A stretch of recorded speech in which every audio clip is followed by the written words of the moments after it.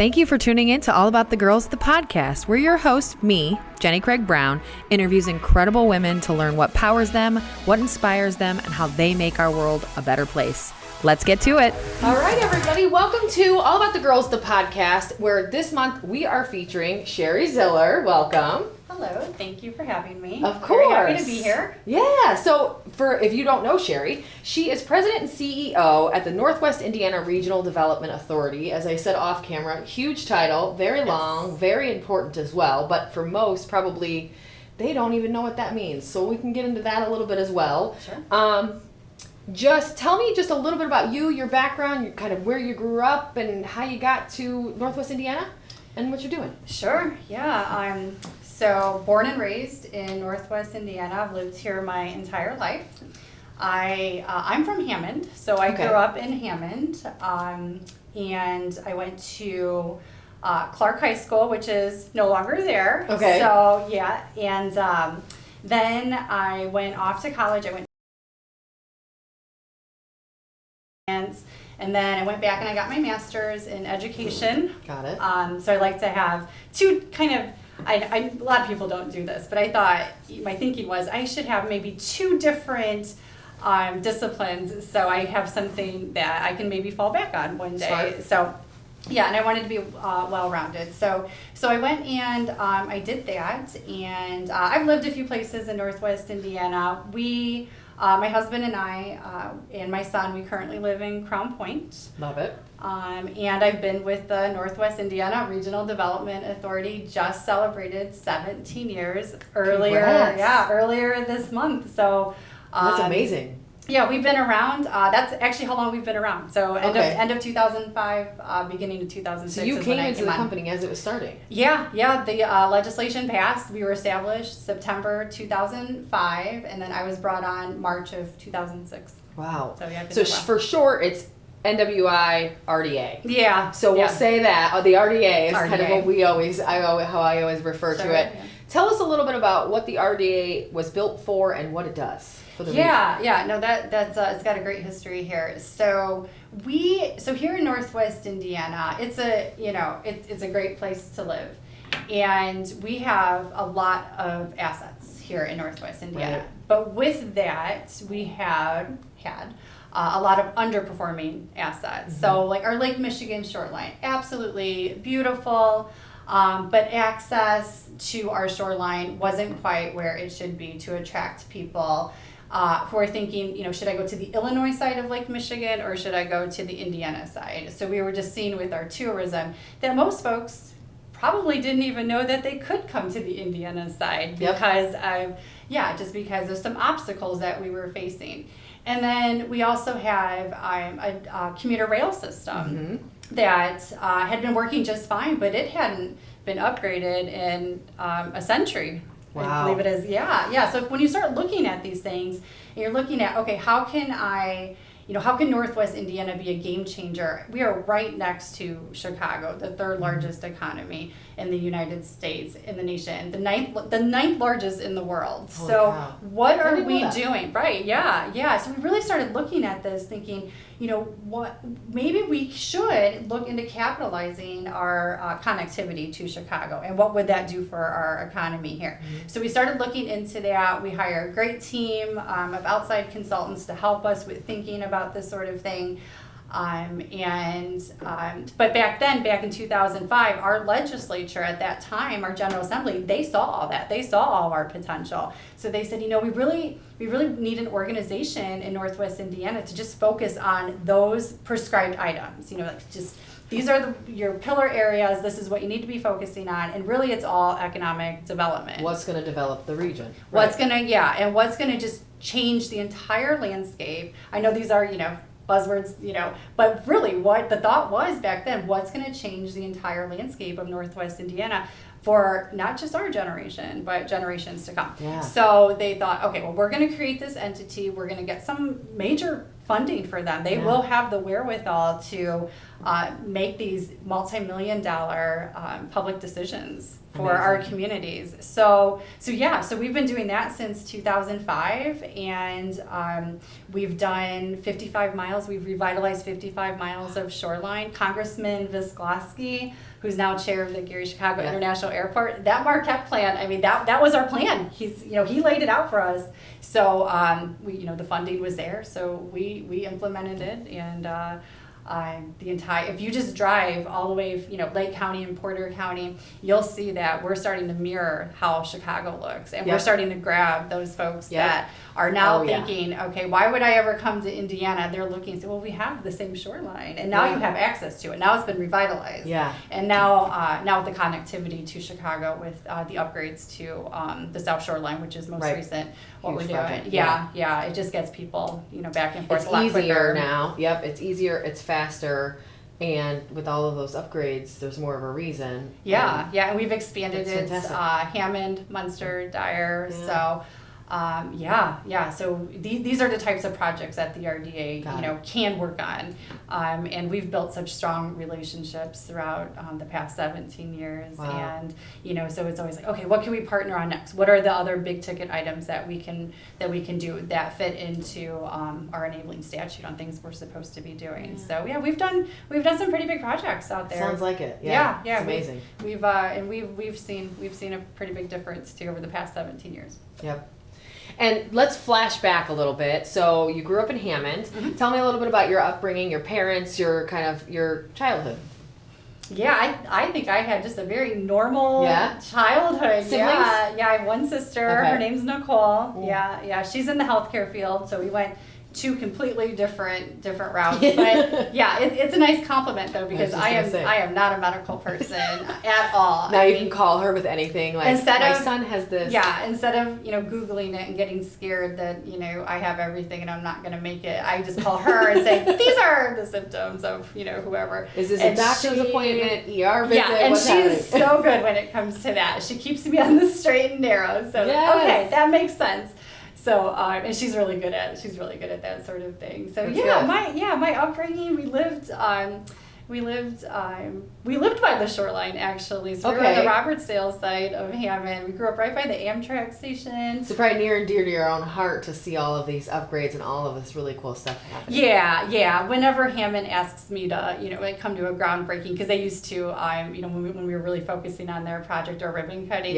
Those were the ones like. Okay, these are the ones because I've seen it. I've seen what it was, what it looked like, and then their vision that we just we helped to bring to life. So incredible. Yeah, and to be able to see that transformation, just even be a little part of that, was extremely. It's been extremely rewarding. Yeah, just to be able to see how that changes. But my childhood had my mom, my dad. My dad's a steel worker. Okay. He's retired now. You really are like the cookie cutter Northwest Indiana family, it sounds like. Yeah. I love that. My mom was more or less a stay-at-home mom. She would work in retail here and there, and she liked doing that. She wanted to make sure she raised us, So she wanted to be around as much as possible, but this gave her an outlet a little bit. Yeah. So she was home a lot during our younger years, but when we went to school, she wanted to do her own thing. Yeah. So yay. I think that's important. Yeah, they were very strong figures in my life. So Amazing. And how did you get into? You said you studied poli-sci. What made you want to go into that realm?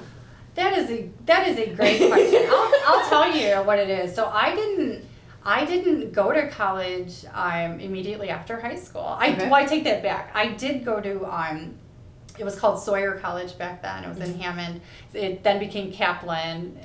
Yeah, and then Kaplan's no longer there. So what I wanted to do was I wanted to learn a quick skill and make money, to be honest. So that's what I wanted to do. I think a lot of people do at that age especially. I was a really good student in high school, so I wasn't necessarily looking for the easy way out. I was looking to be independent. I wanted, I love my own money. I love my parents, but I kept seeing, like when I was a senior, I remember some people look back fondly at their senior year and they think, oh, I remember this, I remember that, I want to go back. And that was never me. I always thought, I can't wait to go and explore the world. I want to do things. I want to get out there and just learn things. So I went and I learned computers, and I'm very glad that I did that, because what that transitioned into was me teaching for Sawyer College. So here I am, 20 years old, right out of, just graduated from their program, and they're asking me to teach because a teacher couldn't finish her Microsoft Access class. I just learned that, and I'm certified in it, and now I'm terrified, but I'm like, okay. I'm like, you know what? I'm going to do this. Why not? I'm going to do this because I know how I learned it, and it's really good when they get it, they're like, aha moment. I thought, okay, if I can just do that for them, this is going to be a great experience. And I end up teaching for them for over a decade. Really? Yeah. It turned into very full time. And then, I loved it. Yeah. Higher education, just working with adults, getting them ready and it was all sorts of classes too at that point. Okay. It was, that's awesome. Career preparedness, academic strategies, even like networking and troubleshooting I dabbled in a little bit. Yeah. I don't do that anymore, so I can't fix your computer at this point. I might be able to help you with a Microsoft Word document, but those skills faded a little bit over the years. Well, so, now it's like everything's growing at the speed of light. It's hard to keep too. Yeah. So while I was doing that, I thought, okay, I don't have my bachelor's degree, and I have to, in my mind, I have to have my bachelor's degree because back then. You needed that to get a job. Yeah. You really did. Yeah, So I think it's a little bit different now. But back then I was like, that is something that I always knew I was going to do. So I went back a little bit later, and I thought, okay, what can I major in? And I majored in a few things. But what I was looking for is what am I weakest in? I know it's a weird way to look at it, but what am I? What do I? Self-aware though, super smart. What I want to learn something that I don't already know. So I was doing I did graphic design, and then for me I thought, okay, I love this, I really do, but I kind of knew it when I was going into it. When I was going through, I was like, okay, well, it's not very new to me, I guess. So then I took one poli-sci class, and I was like, oh. Yeah, I don't know anything about this. Okay. So then I was like, okay, I looked into something the major. All new. And then I thought, I'm going to do this, and maybe that's where I land after. I had no idea where I was going to land after graduation. So I started working on my bachelor's, really liked it, became my major, and right before I graduated, a year maybe, I think I was going into my senior year, the RDA was formed. Oh my gosh. Yeah. How perfect. So I'm teaching, I'm finishing my studies, and they have one opening. There's 2 employees, the executive director at that point in time, and then they needed one more. So I went and I applied, and Tim Sanders, he hired me, and it was great. It was very much a startup at the it's probably this really cool hey, we're starting this thing, and we really hope it's going to work, and we really want to make big change, and it's the excitement that you can feel at that. That's incredible. Oh yeah, for sure. So we get the board of directors come on board, and we start working with folks and just start learning, saying, all right, and we navigated it, and it was challenging, and because I think everyone thought that they, here's what you need to do, here's what you need, and it was just managing everyone's expectations and ideas, and then we grew over time, And then here you are. Here I am. Yeah. We just turned 14 a couple days congratulations. back. Thank you. Yeah. So, and I think, was it the original CEO was Bill Hanna? The original executive director was Tim Sanders. Got it. And then Bill Hanna became president and CEO. He was there, I want to say 11 years. Then under him, he made me his chief operating officer. So I did that for 8 years. And then when he left in 2020 to go run the Dina Barbara White Foundation, that's how I transitioned into president and CEO. So perfect. About 2 years now. He is... Other than Chris just talked about this morning. We were reminiscing and looking back for our birthday, and he just mentioned this morning that Bill is the first person outside of his wife that he told about this company.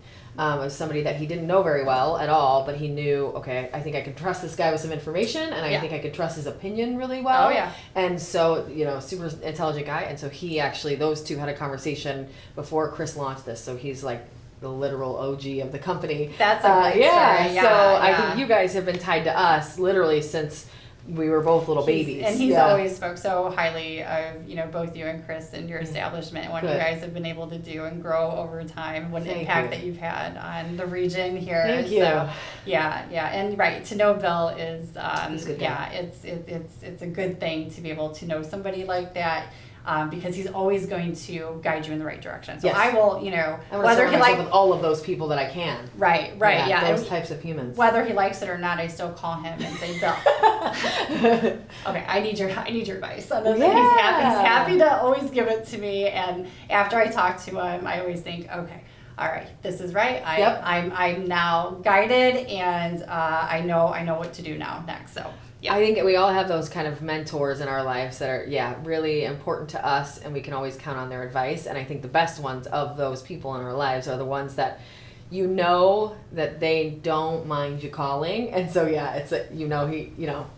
he's just going to always accept your calling, always be able to give you that advice. And I think that's really important to have those people. For sure. So, do you have any women in your life that are much like that, like where they're a mentor or they've really greatly impacted who you are or how you became you? Yeah, my mom, and who we lost earlier this year, January 3rd. Sorry Oh no, thank you. But she was very impactful in my life, and kind of getting me to, have the confidence and think about things, about how the decisions I make and how I, should live my life. And, Right. she was a really strong force when it came to that. In fact, she was the one who, when I told her, like, Mom, they offered me a, part-time teaching job. That's crazy, right? She goes, no. She says, I always thought you should help people. You have that. And I never saw that in me, Okay. So here it is. She's like, I always knew that you have to be doing so. You have to have an impact on people's lives, no matter what you're doing.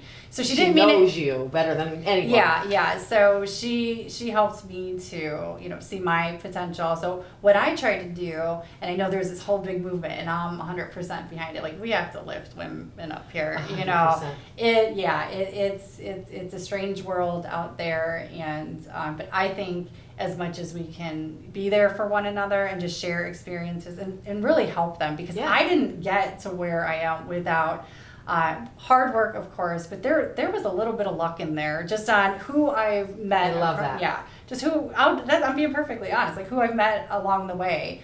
And they see something in you. So when I see something, it's you being you and other people noticing and recognizing it, but you have to run into those people to have that happen. Yeah. And if I'm in a position where I can help them, I would say, okay, I will help you with that, because so many people have been so kind and generous when it came to getting me to where I'm at. And you don't forget those sorts of things. Yep. So my mom always had, like, we always looked at things, those kind of things, a little bit differently, but it is nice when, someone who knows you so well tells you, like, this is, whatever you're doing. But she did admit, like, maybe not the healthcare field. Let's just be clear here. Like, that's for your sister. That's for her. She's like, that you're not headed that direction. But and then she says, you really can be working to make a difference because you have that passion in you to do that. So it's awesome to have people in your life that have known you that well. Obviously your parents always know you the best, but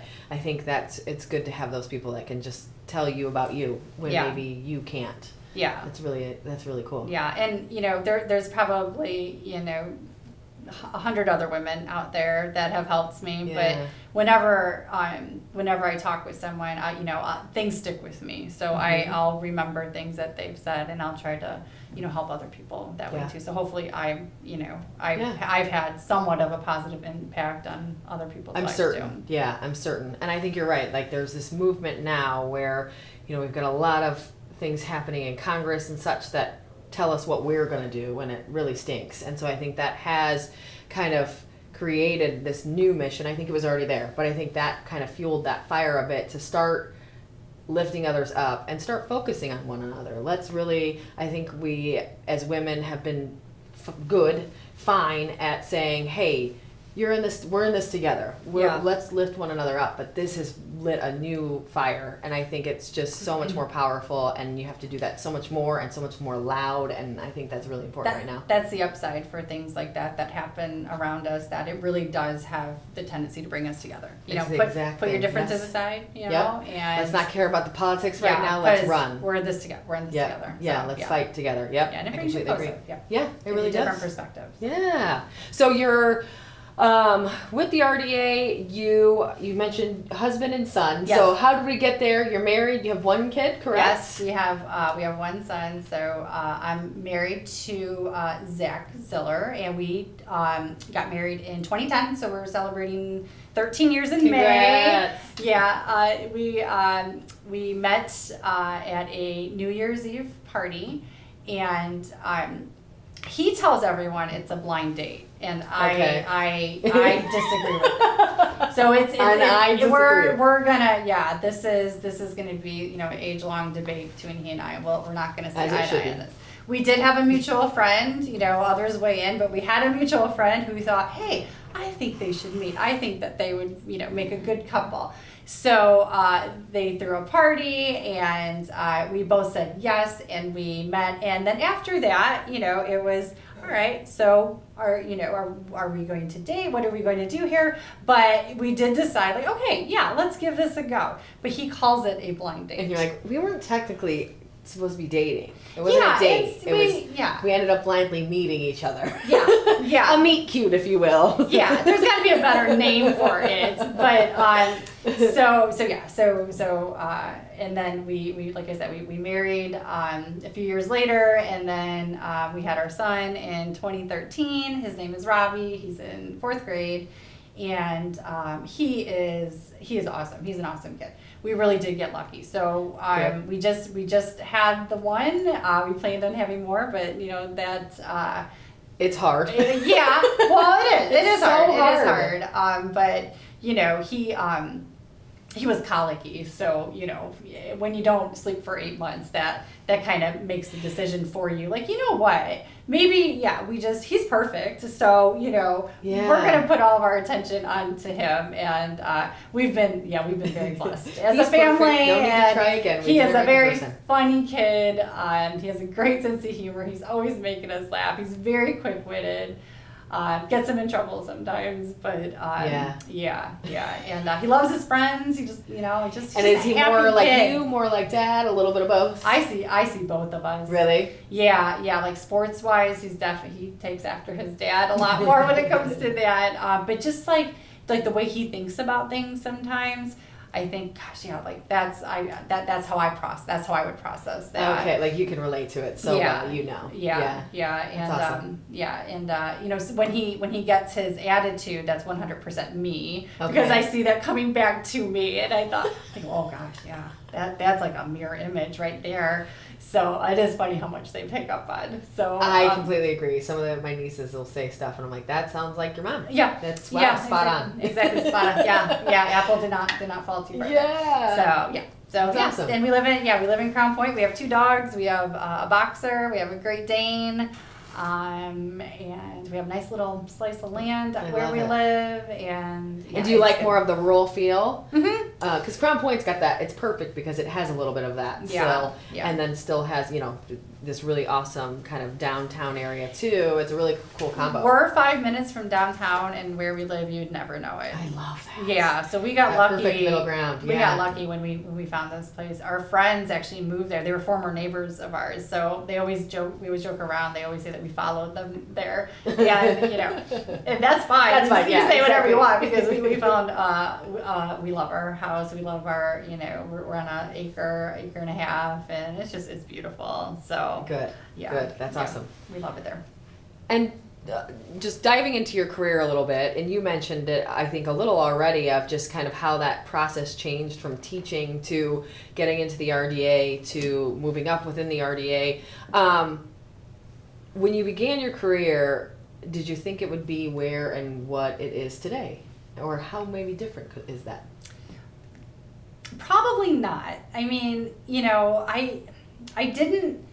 I knew that I wanted to work. Like, for just keep it very simple. Like, I knew I was going to, get a 9-to-5 job, and that's what I was gonna do. And I didn't know where it was gonna take me. So I could have stayed in education. I thought maybe I might do that, and go. And I, maybe, in a few years, if I, want to explore something else, I always have that under my, I have the teaching experience. Maybe that's something to do, be a professor, part-time. Something like that. No, I did not know, if you would have asked me 17 years ago, if, hey, Sherri, do you think you're going to be in economic development, working to develop Northwest Indiana?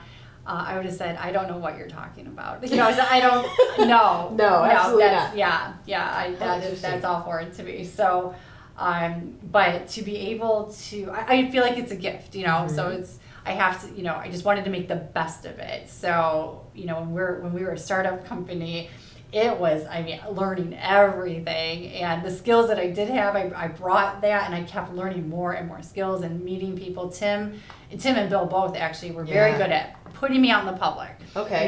They didn't want me in the office. They said, this is Sherri, we want you to know her, and I think that helped immensely. That helps to build, the trust. When I eventually start working with our communities one-on-one, it's like, they know you, we know Sherri, they trust you, and can count on you, and know who you are as a person. Yeah, just like you. Like, everyone knows who you are, and you're like the go-to person, and if you're not, then they know who to go to. So just that name recognition is really important. Yep. So I always thought, that was really good of both of them to be able to do that. For super smart. Same thing. They're seeing in you what maybe you don't even see yet, and they're saying, let's foster that and let's grow. Yeah, and I'm learning. And I'm learning from great leaders out there, and what they're doing. And I'm listening, and and I'm trying to come back. And I'm like, okay, well, I heard so and so say this, and this sounds like a great idea. And how can we make this work? So I do try to. That's so important in the community. We just talked here recently. I did a life on the road kind of day, on the road day, and I was just dropping off some kind of cool swag and stuff like this for some people in the region, and kind of prepping for All About the Girls, the annual event, and all of this. And I ended up that day on the road just running into, seeing, or chatting with, or stopping by offices of just so many great humans, whether they're connections of mine, now new connections of mine because I met them that day, whatever it is. And that's the key, but you have to get out, right? Yeah. And I think them seeing that, pushing you out, you saying, let's do this, I think all of that's super important because it builds who you are, it builds your comfort with doing that. Like, exactly. A lot of people aren't comfortable just saying, hello, I'm Sherri. Like, that's a lot for some people. And so it's just getting more comfortable with that, and all of the things that could maybe ensue in that meeting of, oh, you work for the RDA. I bet it's probably not very negative, but you never know. And so just getting out there and getting in the public eye gets you used to it. It's I mean, we've come a long way. I think when the RDA was created, most people didn't understand. Right. And they just said, well, why is this organization? You're brand new to Northwest Indiana. Who are these new players? What are they doing? How are we different than what's already happening out there? So there was that learning curve, and it was challenging at the beginning. And I would say, just through the strong leadership that we had at the RDA, that we were able to overcome that for the most part. Because nowadays, there used to be, so I would do speaking engagements early on, talk about getting me out there. So they'd be like, go do that speaking engagement. I'm like, okay. Sure. Yeah, okay. As I do the sweat through my shirt here, it's not a big deal. Exactly. So I remember asking, years ago, saying, okay, who knows what the RDA is? And I would not get a lot of hands. No, that's why I brought it up so early, is because I think you're right. There's a lot of people that don't know. So early days, I can only imagine that was tough. Yeah. And now though, I guess it depends on the audience. Now they're just like, you did the train. So Bill had his legacy of getting the train. Yeah, definitely. I mean, that is a great legacy to have. But that's how they say, like, oh, okay, you worked with your partners on all levels. You worked with NICD, you worked with the state of Indiana, you worked with all the communities to get the funding there. Congressman Viscoski's office was huge in that. Yeah. There was, so many people. Yep. And they associate that with, like, wow, that's the type of projects that, when you can make a good case for that. We had to make a case for it. It wasn't as if it was just, like, oh, okay, let's just do that. We had to make the business case. We had to talk about what is it going to do? How is it going to change for Northwest Indiana? How does it how does it impact the entire state? Yeah. What are we trying to do here? So I think, after we made the case to them and we said they decided to be partners on all sorts of levels, we thought, okay, we're gonna do this. I mean, Bill and I were just like, this might actually happen. And then the next legislative session, we go back and we say, okay, well, that was Westlake. Can we do double track? We can make the same case. Yeah. And they said, okay, all right, you can do double track. And we said, okay, all right. Third piece of the puzzle, we need development. We need tools to do development here in Northwest Indiana. We wanted to be able to put our communities in a position where they weren't so maybe reactionary to development, meaning, if a developer comes in and just says, well, this is what I would like to do in your community, and the community might, say, okay, yeah, we don't want to lose you, so they might assume a little bit more of the risk than, say, the developer. So I think as of 2017, actually Representative Helslager and a few others, they passed legislation to allow the RDA to implement these what we call transit development districts. And essentially what it does is it generates revenue in each of our communities where there's a train station or will be a train station.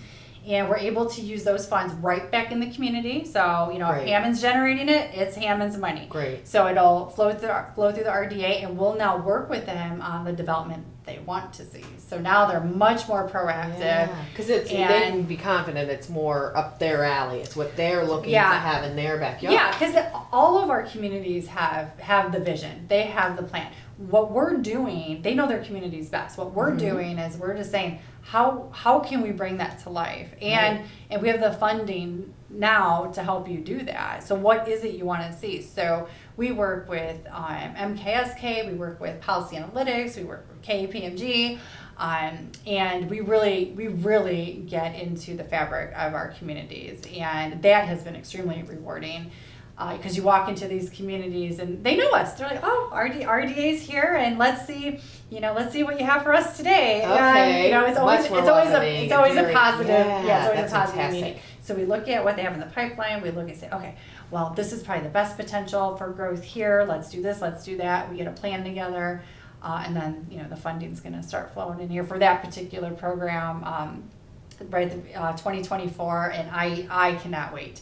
Because we're seeing, a lot of rumblings, we hear a lot of talking, so I think we'll start seeing, and it's going to come to life. And you already actually are starting to see this, which is, I think, pretty phenomenal. And that was that business case we built for the state and others, saying, the return on investment is going to be huge here. It's going to be we're projecting $2.7 billion in private investment, and so cities like Hammond and Michigan City, and I'm sure I'm leaving a few others out, but right now, before the train is even done with construction, before double track is even laid, before the districts, some have been established, but there's it's not generating income right now. Right. That's in 2024. Hammond has 3 multifamily projects going on right in their downtown, so right by the train station. Michigan City, they have the parking garage, it's crazy right and now. they It's have amazing. all just sorts of development going on with their multifamily stuff. And I think we added this up the other day. So just those 2 communities alone, with the train not even being finished yet, or the districts even half of them aren't even done, and the ones that are done are not accruing the revenue just yet. We're already $400 million towards the $2.7 billion goal. Wow. That is pretty phenomenal. Through a pandemic, we were able to do that. Yeah, that's incredible. Yeah, I mean, we ran the numbers. We worked with Policy Analytics. We worked with the best in the state, and we said that this is going to happen. And it took a little bit of faith on we're asking for a pretty big partnership there, and I'm just so pleased at everything that's happening now. And I think really incredible I think it's on the upswing. I think we're going to keep seeing once the train is actually finished with construction. I mean, there's just so much talk now. Our communities, they're bursting at the seams. They're they're and in some points they're actually turning away development, and they haven't been in that position to do that before. So that's incredible. Yeah. And how do you feel? So I know one of the things I often think about the RDA is, I guess probably economic development as a whole, is it's very male-dominated field or industry, if you will. Yeah. I think that's improved even since I've been in this world, so 10 years, immensely, but I do still think it's pretty male dominated. Tell me about that, or any other significant adversity that you've had to overcome in your time, just in the work field in general, not necessarily even just the RDA, because I think they're a pretty incredible group of humans, so I don't think you probably deal within the building much at all with that. But tell me about some adversity or obstacles you've had to overcome. Yeah, there's always going to be adversity wherever you go. But yeah, I would say, and this was with, teaching too. It was just a little bit different.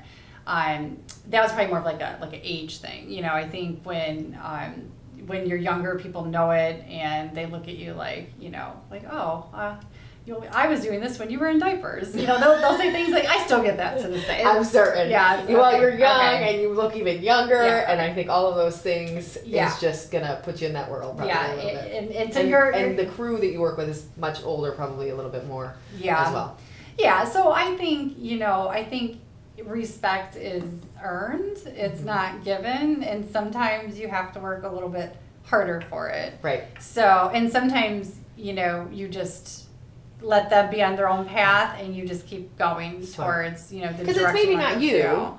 It's maybe them. Maybe they're just a little jaded on trusting people in general, right? So when you come against that situation, it doesn't always mean anything about you. Right. It's just sometimes that person just doesn't let a lot of people in, or they just have this mindset because of 10 things that happened in their own life. Yeah. So you really can't trust that this person feels negatively about me. They might feel negatively about new people, or whatever that situation is. You really have to train yourself, or maybe you're just like this already, to just realize that it's not about you. Yeah. It's oftentimes not about you. So it's likely something that, maybe they are struggling with, and, you can try to talk to them about it. But I think mostly, you need to stay focused, and you need to remember why you're doing what you're doing. And you're going to have bad days for sure, but you just have to, call your mentors when you're having a bad day, and just be reminded, that what you're doing is what you're supposed to be doing, and don't focus on that. And it's hard to do. I'm not saying it's easy. Of course, I have my days where I'm just like, I've been doing this 17 years, and I'll still get a comment here and there, and you don't try not. If you do let it bother you, just don't let them see it. That's anything that any mother would say to you. Just you're don't exactly right. And my dad too. Like don't let them see what bothers. My dad actually growing up, he would always say this: don't let anybody know your weakness, any of them. And I hear it, like when you're a kid and your parents keep saying things over and over again. Yeah. And I'm just like, okay, I'm not processing it necessarily. You don't even I'm like, what is my weakness? I'm 8 years old. I don't know what my weaknesses are. I have so many. I'm 8. Yeah, I know, right? Yeah. So they need to know I don't know how to tie my shoe. Right. So, but that advice has always stuck with me. Yeah, and then as you grow, that forms into meaning more and more and more, and now probably something you remember often. Because there are people out there that are going through their own struggles, and they'll look at that and they'll remember that. And, you gotta do your best. That's great advice. Just smile and just say, okay, all right, I understand where you're coming from. And I think, if you're able to do that, that's how you really build consensus here, at least in Northwest Indiana, where I can, speak from experience. If we all let our personalities get in the way, we're not going to get very far. So you got to kind of be able to manage that, and it's not easy. It's not easy. There's such strong personalities here. And we all have them, and they're all so different. And I think we had that job as youngsters, right? Like the serving job, or that job with the cubicle where everybody's on the phone all the time, or that job in the service industry, whatever it was. That it was like, okay, well, we've got our friends that we work with, and then there's these people that maybe I don't like that much. Like there's that guy that annoys you, or there's that girl that's really loud, or whatever it is. And sometimes I feel like I was the girl that was really loud. But I think, same thing, who cares, right? Yeah, and just we are who we are, right? You didn't then, even in those young days when we're 16, 18, 20, whatever, you didn't quit your job because you didn't like Bill or John or whoever it was, Susie, that you were working with. You just said, I don't like them. And you move on. And I think as we get older, sometimes that doesn't go away as it should. And it's like, don't forget, like we used to do that all the time back then. Let's do it again. Like You don't have to like everybody. It's just You don't. No, it's your job, you it's your don't community, have whatever it is. You do not have to like everyone, but it doesn't always have to be a fight either. Right. Yeah. You know, it's you just something that happens sometimes. Yeah. It's okay. You have one life, and it's, you have a certain amount of energy. What are you going to focus Love on? that. Yeah. So it's like, and I try with my staff. I've always tried, to instill this in them, because I do see them getting bothered by certain things, and then I have to say, okay, I know that person, or I know this situation happened, and maybe happened to me. I say, here's what I've learned from that. So just make it into a learning experience. Let them know they're doing a great job, and keep going. And don't let don't let the outside interferences knock you down and knock down your confidence. Yeah. And I think because it's tough, right? I mean, economic development. It is a tough job that, maybe people, every job is tough, right? So we have our own set of, difficulties and challenges and obstacles, but we're all, I think we're all trying to do the same thing here, We're it's all like, working towards a common goal. we are, and I feel like, just from what I've seen over the past, say, 17 years, that what I'm seeing now is we're really, Northwest Indiana, we are rowing in the same direction now, and I know a lot of that I attribute to my predecessor and his leadership and what he was able to do, and me being able to learn from him. So I try to embody that during my time here. But I always look at it. I always look at what we're doing here as like we are so lucky to be able to do what we're doing. We're only here for a little while. We might as well leave Northwest Indiana better than we found it. Yeah. And how did you? So you mentioned earlier, you kind of grew within the RDA, and I think you said COO to CEO and president. Yeah. How does that transition take place in a place like the RDA? Was that tough for you? Was there everybody's on board cheering behind you? Was it a little bit of a mixture of a crowd? How did you deal with that? Because I think that can be hard. I grew within this company similarly, and there was along the way a couple that put up a fight. There was a couple that were like cheerleaders for me. Our founder Chris, or Cammie upstairs. She's one of my right hands, and like cheerlead the whole way. But I did have a mixture of that crowd. How about for you? How was that? Same, Jenny. Yeah, I mean, I could not sit here and say that 100% everybody was behind, even being promoted to COO, the Chief Operating Officer. I think that everyone, again, has an opinion on where the RDA should be going and what, who should be taking on these leadership roles. And, but I mean, ultimately, we had a great board of directors, and, Bill Hanna, he said, that's who I work well with. I see something in her, and soon enough, you all are going to see it if you don't already. And so I became COO, and I was 9 months pregnant. Really? Mm-hmm. And I remember, so that's a lot of stress when you're carrying, especially your first board. And I was like, oh my gosh. And I remember the board meeting where the board voted to make me the COO. And I was like, I was out to here, and I thought, oh gosh. Like, I was so excited, and I just thought, wow, I am ready to have a baby. Like, my whole life is changing.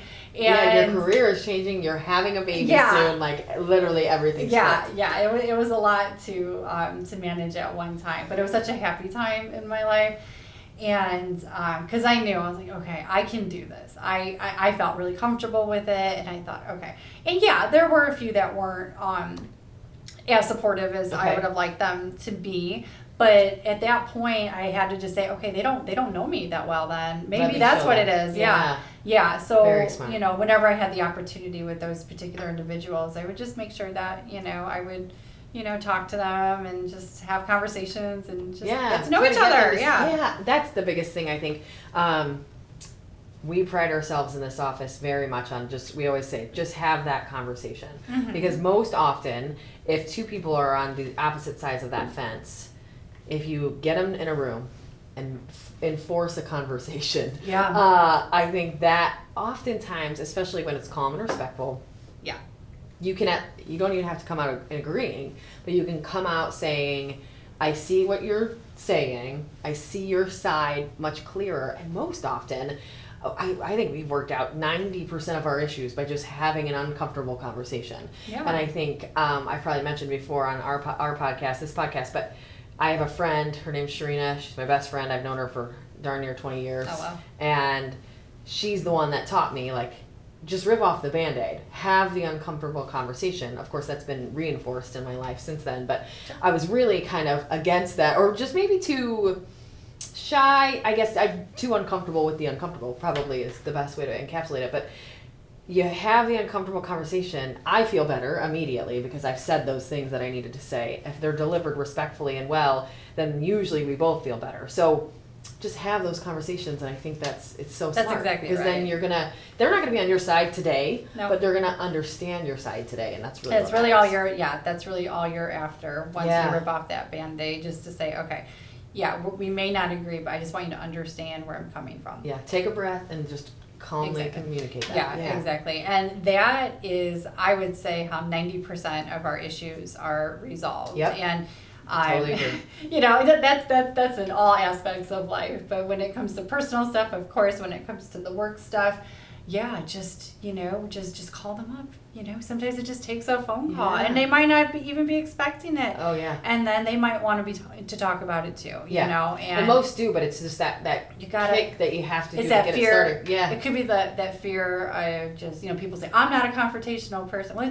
doesn't have to be confrontational. If it And I gets think most think it confrontational, will be. yeah, and if it gets confrontational, then one or both of you aren't ready to talk yet. Yeah. And then you just have to say, I okay, think they think it all has right, to be that let's angsty. let's wait for, you know, emotions to settle a little bit, and then we're gonna try this again when we're ready. Yeah, When we can really talk smart. about this rationally. Yeah, and that's something else that I've seen in Northwest Indiana over the past, you know, time that I've been here is, yeah, people are just like, they want to talk about things, Good, you know, they don't want to yeah. fight. Like when I first started, you know, Lots of there was like, oh my gosh, like what's happening here? And over time, though, I was like, okay, all right, you know, but people much still get better, better. upset, you know, and you just a part of life, and you got to deal with it because chances are they don't have all the information, Yep. you know, Yep. and you just got to try to reach the goal and then Yeah. see if you can get there. Yeah. I completely agree. So I'll flash back to something you said just briefly. So we often talk about work-life relationship. I think balance is an overused word. I think sometimes I say work-life balance because I don't know how else to say it. But you just mentioned, you know, you were 9 months pregnant, getting offered a COO position. You said, I know I can do this. And you're right. But you're also 9 months pregnant. Yeah. So you have this baby and you're coming into this new position. How did you make that work? As you said, I know I can, and obviously you did. How did you make that work? And then how do you continue to make that work even now? Yeah. So balance is a funny word, right? It's probably overused. I don't know that. That's why I tried to say relationship, because I think you're right. It's almost overused. There is no balance Because for most if you people. ask one side, they'll say, "Well, I want more of her," and if you ask another side, like, "No, I want more." Like, Yep. I don't know that I've balanced it correctly, you know, but I did what I could, and I did the best that I always And if had. the balance works for everybody, then I think that it is the correct and it's gonna some days relationship. it's not gonna be, you know, it's Yeah. gonna be 90% here, 10% Yep. here, and But that'll flip eventually as well. yeah. It just depends on, you know, where the needs are and what I can do and the Yep. energy that I have to, you know, put myself in the situation to, you know, satisfy everyone. And you're not going to be able to satisfy everyone. And I'll Right. tell you what, I will ask for help. You know, Amen. when I see, you know, people that are, you know, like, oh no, I can do it. Well, you can, but you're going to run yourself down, and then you're going to be no help to anybody. You're Yep. going to be, and you're going to need to be taken care of, you know, so it's okay to say no, and it's okay to ask for help. And I learned that I tried to do that a lot before I had my son, but after having a baby on top of what was happening, you know, in my work life, it was okay to call my mom. It was okay to call my in-laws and say, Yeah. I need you to come over for 2 hours. Because I have to sleep. I need to. It has been 8 Or months. or just sit in a room and just not, you know, just think, be or by just myself. type or something. Or do something, or respond to email, or whatever it is. So, and I'm still like that to this day because I'm really big on personal health. Yeah. I've seen people just try to take on too much, and I can see how they think that they should do that. But really what it does is it's going to wear you down at some point. So, that's the advice I try to give most people. Just, it's okay to and it's okay to say no. Say no to that. Yeah. Yeah. There's Say nothing no. wrong with it. Say you can't ask if for help. there is something wrong, if someone did see something wrong with that, then, that's on them. Yeah, and then they're probably not the person that you should be giving that time to anyway. Yeah. And then if you want to have that conversation with them, see how the it's coming full circle. conversation. You can have that conversation on why I said no to you. But Yes. it's, Smart. I need to be my best self in order to be what everyone needs me to be. Yep. So This, I think, similarly, this is a movement that's become more popular probably in the last 3 or 4 years. That I probably, if you talk to 21-year-old Jenny, would have laughed in your face and told you that you're being a baby. Almost 40-year-old Jenny fully understands it. I think I ran way too hard in my young years. I think that's good because that's when you can do it really well without much, backlash. But I just never slept. I always was working. I worked 2 jobs from like 16 to till shortly after I started here. Yeah. Most of the time within there, I worked 2 jobs. And it was just so much, or it's full-time work and full-time college, whatever it is, and it's just too much. And so I think now there's this movement to say, your mental health is more important to that. Your well-being is more important than that. Yeah. And that kind of, those that never stop working and never sleep are heroes, it's just really kind of gone to the wayside a lot more, where I love a high-functioning person and a high-producing person, but those that do it realistically. And I think that I love to see that that's much more popular now. Yeah. Really I think actually the pandemic changed that for I agree. me, because Me too. before the pandemic, I would go to work sick all the time, and I Same. didn't even think about it. Nope. I stay out of my office. I'm okay. Yeah, I'll try not to touch anything, and I'm in there, hacking and just all these things. Yeah. And and if I'll admit, if somebody said, "Well, I'm sick today, I'm not coming in," I would say, "Well, why not?" The eye roll. I would think, You're like, and I think, why can't you come? And looking back on that, just this, that pressure that I put on myself, and just expecting that out of everyone in my life, it was just, it changed the way I looked at it. I thought, you know what, people do need a break. They need a break sometimes. And if you're sick, stay home. You're sick. Now I'm just like, was that a sneeze? Let's Unless try you're eating a lot of to, pepper, I think you should go home. And the state, honestly, we're a quasi-state agency, so they did actually implement 2 remote work days a week, so that's been very helpful. If you it's optional, if the employees want but to you take can utilize that. them at that rate. I think if that's, if there are days where they feel like they could be more productive at home, and more for their mental health and their well-being, then I am fine with that. So the pandemic changed my complete view. Yeah, I totally agree. And I don't think I lowered my standards. I just adjusted them to reality. So, and I feel, I know you love your staff, and I love my staff too. I think we probably both think we have the best staff, and I'm sure we do, because we just work so well together. Yes. Yeah. And what we're able to do with 3 of us, I mean, it's pretty incredible. 3. Yeah, there's 3 of us right now. Yeah, there's been 3 of us for a while. Yeah. Yep. Yeah, so. And that's incredible because you guys make it happen. But I think that's what it takes, is that communication and that trust in one another to make the right decisions. Yeah. So, they get what they give, and they give so much. So it's like, if they get worn down, they're not going to be any use to themselves or to the organization. So we've adjusted some things because of maybe not because of the pandemic, just things that we've learned from it. Yep. Yeah. Yeah. And since then we've adjusted because of what we learned. Yeah. Yeah. That's smart. So. All right. Are you ready for the quick response questions? I don't know. Okay. Am I? So these are fun questions. Okay. But you have 5 seconds to answer or you get buzzed. Everyone's heard the buzzer, but here it is. So hopefully we won't have to use it. Okay. All right. So, okay. First up. Would you rather have telekinesis, the ability to move things with your mind, or telepathy, the ability to read minds? Oh, to read minds, for sure. Really? Oh, yeah. This is an interesting one. I always love people's answers because almost everybody says, "Oh, I don't want to read people's minds." It's like curiosity killed a cat. I know. But like, some people wear it on their face, and like I know what they're thinking. Oh no, I would love to know what they're thinking. Wear it but on the face. problem, I don't want them to know what I'm thinking. Yeah, it can't be flipped. Or else Yeah, no, no, never do I want that. to. What you're thinking. Love that. Not I'll get in trouble if people know what I'm thinking. If the old you could see the new you, what would the old you say? What would the old me say to the New you? To the new me? Oh gosh, I don't know. They would say, I'm very, keep going, Yeah? girl. You got this, keep going. I'm very proud of you. That's a good one. And you're not done yet. Ooh, you're not done yet. That's the perfect. I love that. Would you rather be chronically underdressed or overdressed? Underdressed. Yeah? Maybe. Yeah. I don't like You always look top of the line fashion, thank though. you. Really? Thank you. But I'm a minimalist though, so that's why I answered that Okay. way. And I don't like to be constricted, so don't take that answer the wrong way. Like as soon as I came in here, take the coat off, things like that. So yeah, I would say probably a little bit underdressed because I think it's more comfortable that way. Got it. Okay. Love that. What woman would you want to have on your side in a battle royale? In a battle royale. So like a fight to the death. Oh gosh, like a celebrity, like anyone in the world.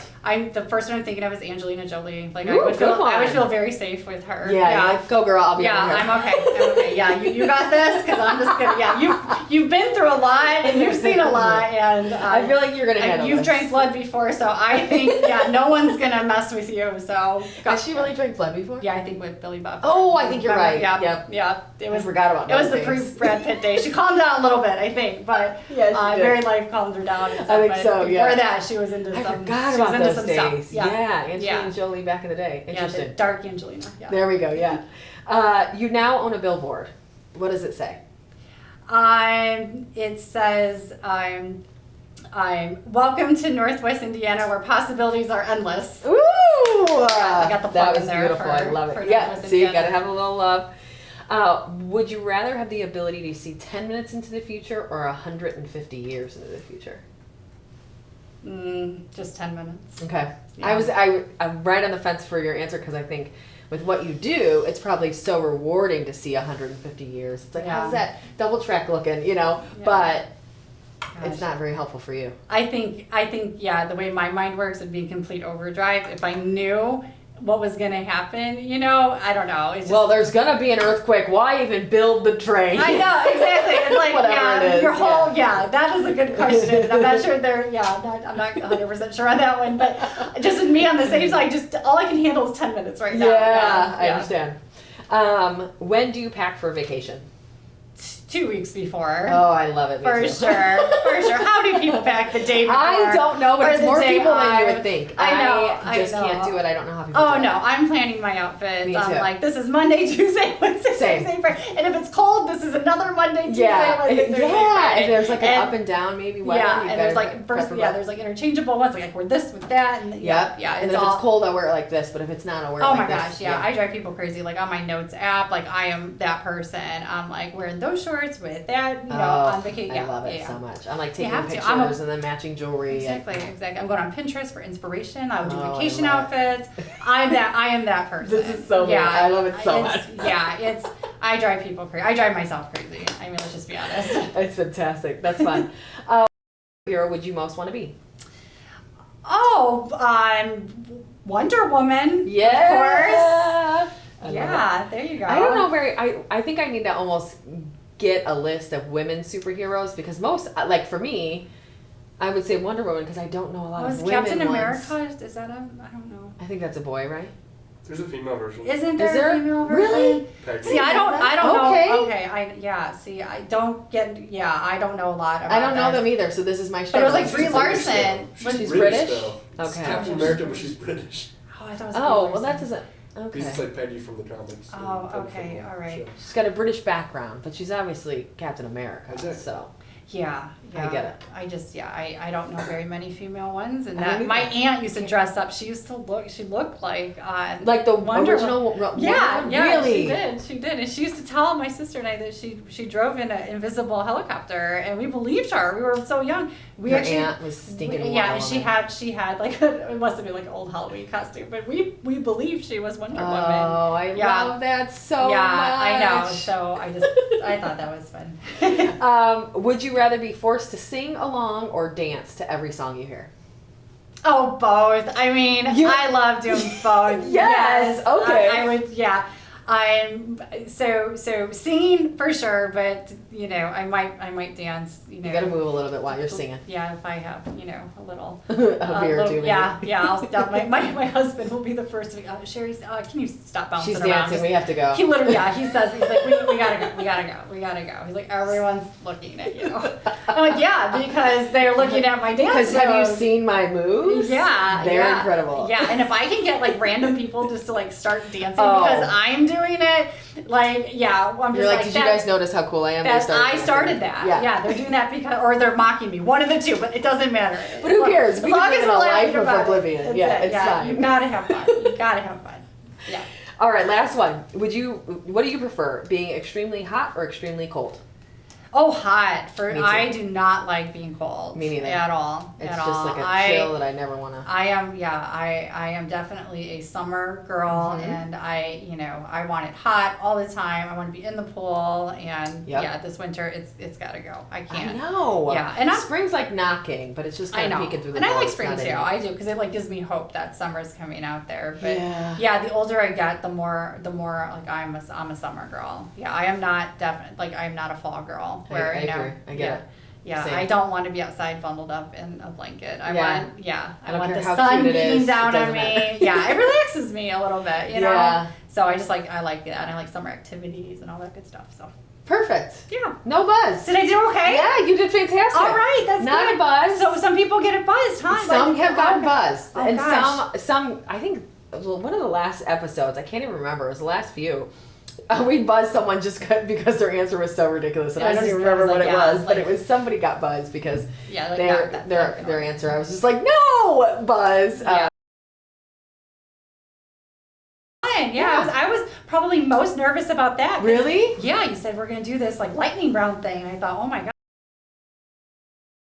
I need to come up with things on the fly. Like I'm not good Okay. at that. Yeah. Prepped but and ready, those- but not on those the were fly. good. Well, you did wonderful. Well, thank you. It was fun. Thank you. Is there anything else you want to mention? Anything else we didn't talk about that you want to touch on? I think we touched on so much good stuff today. I do want to thank you very much for inviting me. This was a course. blast. Thank This is you. my very first podcast. Yay! So now I can always remember that my first podcast was with Jenny, and it was a lot of fun. Yeah. Good. So I'm super glad. and the work that you're doing, you and Chris and all you guys are just you really are doing great work. Thank and you. we always depend on you, for that positive news, and Thank we you. appreciate all the work that you're doing, for all of us, and the Thanks work a that we're ton. doing, at the RDA to help tell our story too. So we Of appreciate course. it. Good news. Yeah, thank you. Well, how do people connect with you, your company, you online? Tell us how to get a hold of you. We have a website. It's in.gov/RDA, and all of us are on there. Great. I'm very easy to get a hold of.